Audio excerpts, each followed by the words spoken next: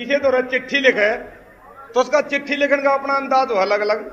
कोई भाई दोहरे लिखे, कोई रिश्तेदार दोहरे लिखे, कोई अपनी बहू दोहरे लिखे, कोई अपनी डब्बन दोहरे लिखे।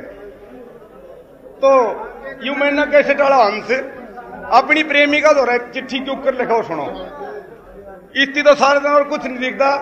उस प्रेमिका में वीरमानी में भी सारी अनकैस्टे कैसे दिखी क्यों कर लिखे, अरे मेरी कैसेट पर की प्यारी प्यारी महबूबा, तू मने इसी प्यारी लागे थे जुगर कलाकार ने स्टूडियो प्यारा लग गया करे, और तेरा मेरा दिल आपस में न्यू टकरा के जुगर टेप रिकॉर्ड में कैसेट फिट हो जाया करे।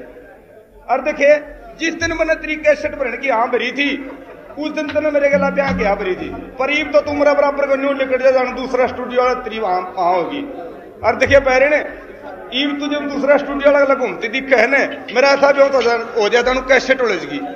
और देखिए जब तू मेरे गला ब्याह की हाँ भर ले तो तेरी कम से कम 10 कैसेट करा दू।